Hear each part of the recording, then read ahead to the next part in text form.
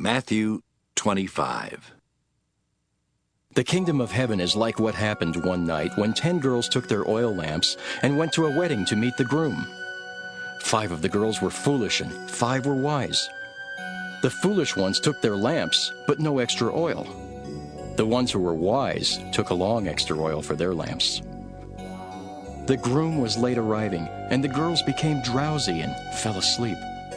Then in the middle of the night, someone shouted, "Here's the groom! Come to meet him!" When the girls got up and started getting their lamps ready, the foolish ones said to the others, "Let us have some of your oil. Our lamps are going out." The girls who were wise answered, "There's not enough oil for all of us. Go and buy some for yourselves." While the foolish girls were on their way to get some oil, the groom arrived. The girls who were ready went into the wedding, and the doors were closed. Later, the other girls returned and shouted, "Sir, sir, open the door for us." But the groom replied, "I don't even know you." So, my disciples, always be ready. You don't know the day or the time when all this will happen. The kingdom is also like what happened when a man went away and put his 3 servants in charge of all he owned. The man knew what each servant could do.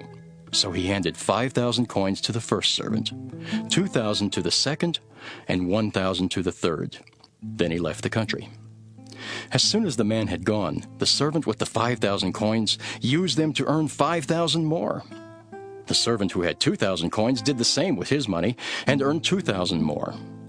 But the servant with 1,000 coins dug a hole and hid his master's money in the ground.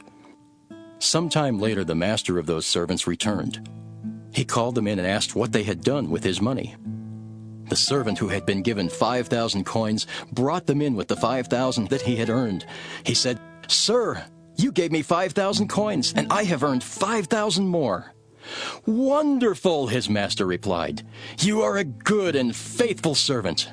I left you in charge of only a little, but now I will put you in charge of much more. Come and share in my happiness." Next, the servant who had been given 2,000 coins came in and said, "Sir, you gave me 2,000 coins, and I have earned 2,000 more." "Wonderful," his master replied. "You are a good and faithful servant. I left you in charge of only a little, but now I will put you in charge of much more. Come and share in my happiness." The servant who had been given 1,000 coins then came in and said, "Sir, I know that you are hard to get along with. You harvest what you don't plant and gather crops where you have not scattered seed. I was frightened and went out and hid your money in the ground. Here is every single coin." The master of the servant told him, "You are lazy and good for nothing. You know that I harvest what I don't plant and gather crops where I have not scattered seed. You could have at least put my money in the bank so that I could have earned interest on it." Then the master said, "Now your money will be taken away and given to the servant with 10,000 coins. Everyone who has something will be given more, and they will have more than enough. But everything will be taken from those who don't have anything. You are a worthless servant, and you will be thrown out into the dark where people will cry and grit their teeth in pain.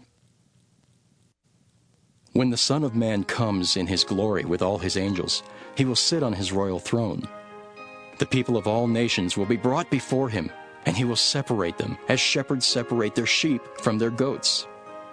He will place the sheep on his right and the goats on his left. Then the king will say to those on his right, 'My Father has blessed you. Come and receive the kingdom that was prepared for you before the world was created. When I was hungry, you gave me something to eat, and when I was thirsty, you gave me something to drink. When I was a stranger, you welcomed me, and when I was naked, you gave me clothes to wear. When I was sick, you took care of me, and when I was in jail, you visited me.' Then the ones who please the Lord will ask, 'When did we give you something to eat or drink? When did we welcome you as a stranger, or give you clothes to wear, or visit you while you were sick or in jail?'